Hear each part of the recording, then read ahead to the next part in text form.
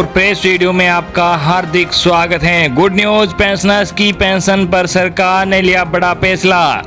वही pension revision को लेकर भी बड़ी खबर आई है। साथ ही में वीडियो में महंगा भत्ते के फैसले को लेकर भी कर्मचारियों और पेंशनर्स के लिए गुड न्यूज आज की है। तो बने रहे वीडियो को लास्ट और जानिए इन महत्वपूर्ण खबरों को। इससे पहले अगर आपने अभी तक भी इस वीडियो पर एक लाइक नहीं किया तो एक लाइक कर दीजिए, क्योंकि आपका एक लाइक ही हमारी मेहनत का फल होता है। वही चैनल को भी फ्री में सब्सक्राइब नहीं किया, सब्सक्राइब कर लीजिए ताकि आगे भी आपको कर्मचारियों और पेंशनर से जुड़ी हर एक महत्वपूर्ण खबर फ्री में देखने को मिलती रहे। दोस्तों, कर्मचारियों और पेंशनर्स की खबरों को जानने से पहले सभी देशवासियों के लिए बड़ी खबर है जो आप सभी को जानना बहुत ही जरूरी है। जी आपको बता दें कि पीएम नरेंद्र मोदी ने संभाली अर्थव्यवस्था की कमान। बैंकों के चीफ संग करेंगे बैठक, हालात का लेंगे जायजा।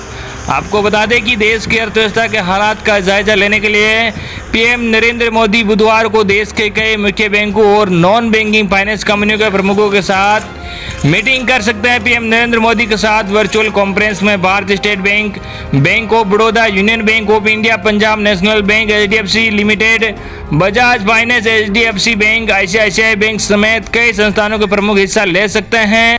CNBC TV 18 की रिपोर्ट के मुताबिक पीएम मोदी बैंकों के प्रमुखों से मुलाकात में अर्थव्यवस्था की स्थिति पर चर्चा कर सकते हैं। सूत्रों के मुताबिक इस मीटिंग में department of financial services secretary, ministry of corporate affairs secretary भी हिस्सा ले सकते हैं। सूत्रों के मुताबिक इस मीटिंग के दौरान आर्थिक हालात का जायजा लेने के साथ ही पीएम नरेंद्र मोदी आत्मनिर्भर भारत अभियान पैकेज की प्रोग्रेस पर चर्चा कर सकते हैं। केंद्र सरकार ने आत्मनिर्भर भारत अभियान के तहत 3 लाख करोड़ रुपए के MSME सेक्टर को जारी करने का ऐलान किया था। ऐसे में 3 लाख करोड़ रुपए के पैकेज के तहत अब तक कितना लोन जारी किया गया है और क्या स्थिति, इसकी समीक्षा पीएम नरेंद्र मोदी करेंगे। पीएम नरेंद्र मोदी के साथ बैंकों के प्रमुखों की यह मीटिंग ऐसे वक्त में होने जा रही है जब देश में कोरोना संकट के चलते आर्थिक मंदी के दौर से गुजर रहा है और क्रेडिट ग्रोथ में कमी देखी जा रही है। इसके अलावा कई बिजनेस कर्ज के संकट से बुरी तरह से गिरे हुए हैं। सूत्रों के मुताबिक पीएम नरेंद्र मोदी के साथ वर्चुअल मीटिंग में भारतीय रिजर्व बैंक के अधिकारी मौजूद नहीं रहेंगे। बता दें कि हाल ही में भारतीय रिजर्व बैंक ने अपनी वित्तीय स्थिति रिपोर्ट में बैंक के एनपीए के मार्च 2021 तक 12.50% से लेकर 14.70% तक पहुंचने की आशंका जताई है। बीते फाइनेंशियल ईयर में बैंकों का एनपीए 8.50% रहा था, लेकिन अब कोरोना संकट के चलते कंपनियों की बिगड़ी हालात के चलते इसमें बड़ा इजाफा हो सकता है। गौरतलब है कि केंद्र सरकार ने कोरोना संकट से बुरी तरह प्रभावित अर्थव्यवस्था को उबारने के लिए 30,93,000 करोड़ रुपए के पैकेज का ऐलान किया है। इसके तहत कृषि सेक्टर, MSME समेत गरीब कल्याण अन्न योजना के लिए पैकेज का ऐलान किया गया है। अगली बड़ी खबर, पैन कार्ड नहीं है तो आधार नंबर से आईटी रिटर्न भरने पर मिलेगा डबल फायदा। जानिए कैसे। आपको बता दें कि कोरोना वायरस के चलते इनकम टैक्स रिटर्न भरने की आखिरी तारीख को CBDT ने आगे बढ़ाया है। अब 30 नवंबर तक ITR फाइल किया जा सकता है, लेकिन समय रहता आयकर रिटर्न भरने से फायदा होता है।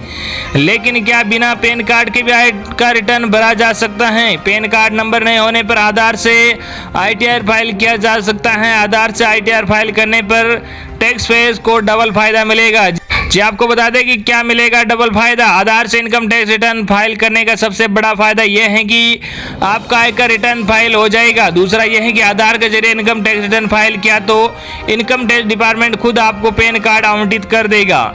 साथ ही आधार पैन भी लिंक हो जाएंगे। CBDT के मुताबिक आधार से ITR फाइल करने की सुविधा एक अतिरिक्त सुविधा है। इससे से ज्यादा लोग रिटर्न फाइल कर सकेंगे। पैन और आधार को एक दूसरे की जगह इस्तेमाल करने की छूट है।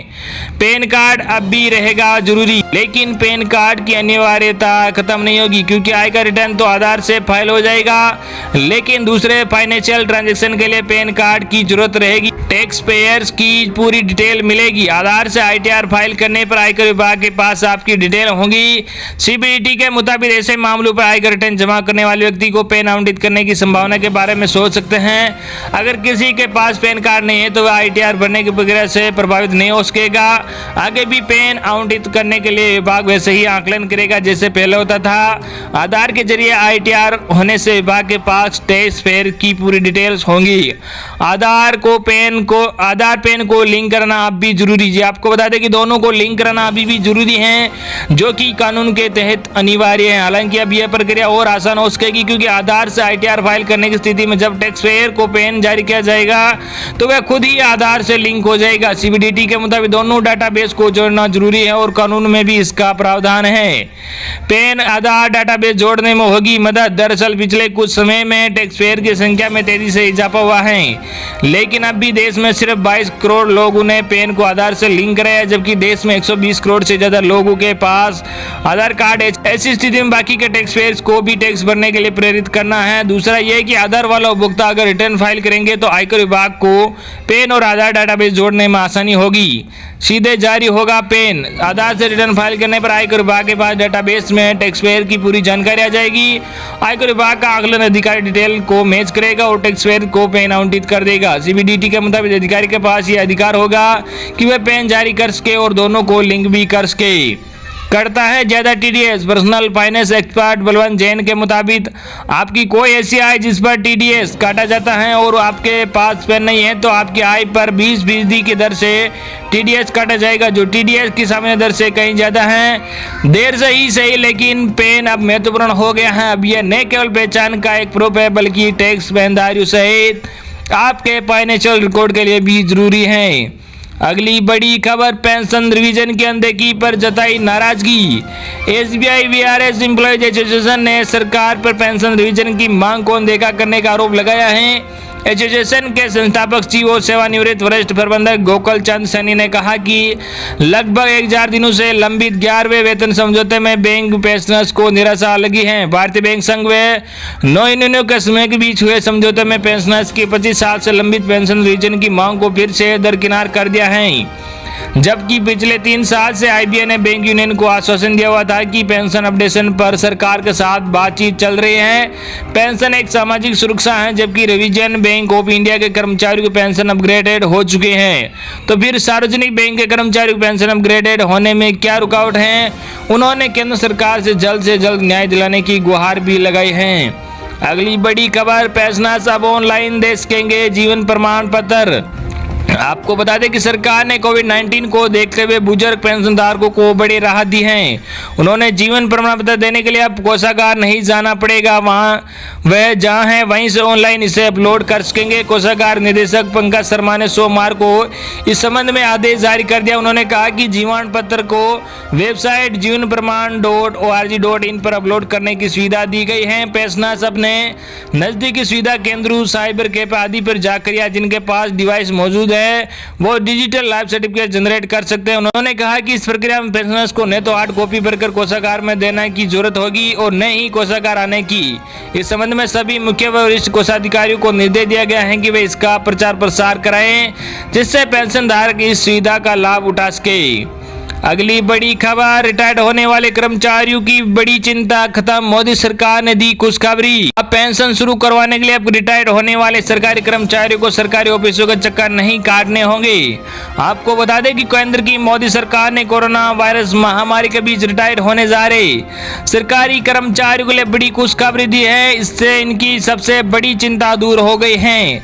पेंशन शुरू करवाने के लिए अब रिटायर्ड होने वाले सरकारी कर्मचारियों को सरकारी ऑफिसों के चक्कर नहीं काटने होंगे और कोविड-19 महामारी के दौरान रिटायर्ड होने वाले केंद्रीय कर्मचारियों को नियमित पेंशन भुगतान आदेश, PPO जारी होने और अन्य औपचारिकताएं पूरी होने तक अस्थायी पेंशन मिल सकेगी। केंद्र सरकार की अस्थायी पेंशन योजना शुरू।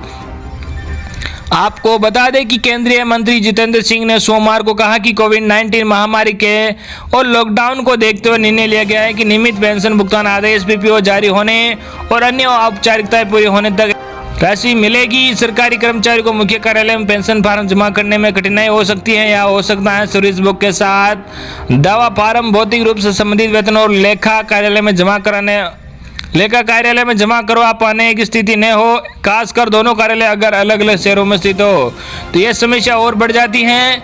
अगली बड़ी खबर, कर्मचारियों की सैलरी में होगी बढ़ोतरी, मिलेगा 21% डीए का फायदा। आपको बता दें कि सेठ ने सरकार के महंगा भत्ता डीए से जुड़ी समीक्षा याचिका को खारिज कर दिया है। इस याचिका में सेठ के उस आदेश पर फिर से विचार करने के लिए कहा गया था जिसमें कहा गया कि राज्य के कर्मचारी केंद्रीय कर्मचारी बराबर डीए पाने के हकदार है। सरकार ने इसी आदेश के खिलाफ याचिका दायर करते हुए कहा है कि कोरोना संकट की इस विपरीत परिस्थिति में सरकारी खजाने पर प्रभाव पड़ा है, लिहाजा इस फैसले पर फिर से विचार किया जाएगा। सेठ ने सरकार की याचिका में दिए गए सुधारक और अन्य तर्कों पर सहमति जताई और कहा कि याचिका का कोई आधार नहीं है, लिहाजा इसे निरस्त किया जाता है। सरकार अब इस मामले पर हाई कोर्ट या फिर सुप्रीम कोर्ट का रुख कर सकती है। हालांकि डीए बकाये का भुगतान सरकार के कर्मचारी लंबे समय से लंबित मांग है।